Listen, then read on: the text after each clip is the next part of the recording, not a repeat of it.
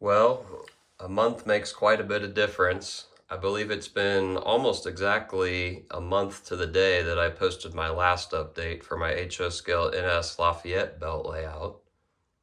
We started at this same spot with just pink foam and track work, but as you can see, quite a bit of progress has been made. So without further ado, here's a tour of the somewhat completed, but not really detailed Lafayette belt. This large gravel lot and long drive is the entrance to NS's Lafayette East Yard. Again, this is where the local for this short 3-mile belt railway originates. In the foreground is where the NS 555041 is typically kept, right underneath a billboard that typically advertises something for the Purdue Federal Credit Union. As you can see, I've made an attempt to model that billboard and the tie pile that's typically there. And in the background is Tate & Lyle's North plant. Around the corner from Tate & Lyle North and the lead into East Yard, we've trimmed off about 1.5 miles or so of the belt, but that's okay.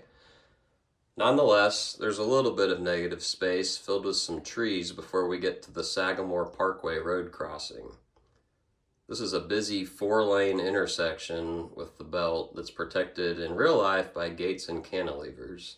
At this time, I've just got the cantilevers, and I'm not too certain that I'd like to get further into the gates. Immediately after the Sagamore Parkway road crossing is the turnout into Von Tobel lumber. With only one car spot, this industry seldomly sees a car but once or twice a month. As you can see, it is surrounded by a lot of fencing produced by Icom scale models, which is super high quality fencing. I need to get some more lumber loads to stage around the lot, along with a couple of forklifts more than likely.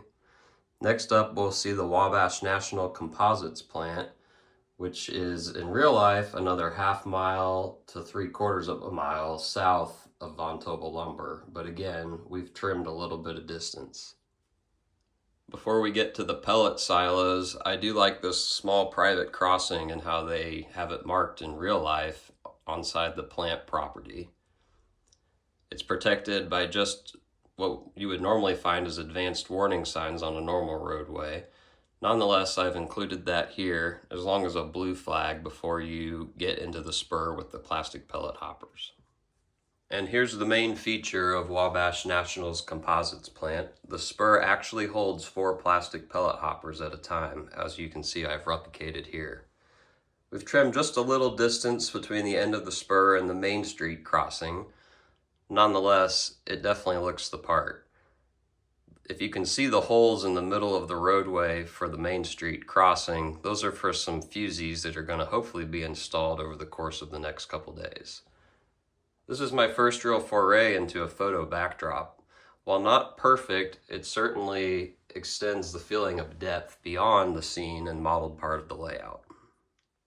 With Main Street still in the foreground, we've swung the camera 180 degrees to the south toward the entrance of the Arconic property. If you see in the middle there, I did manage to acquire one of those elusive Broadway Limited trackmobiles for not too terrible of a price. In the foreground is an asphalt parking lot that typically is empty, at least when I've been up there, but I have seen it store vehicles as what I think is an overflow lot for a car dealership that's located across the street. Immediately beyond the parking lot is another section of Icom scale models fencing. You can barely see it, but covering the opening in the closet is the gate section of this fence. The gates will actually open and close manually, of course, just with a pick, because I'm not too creative and did not want to automate it.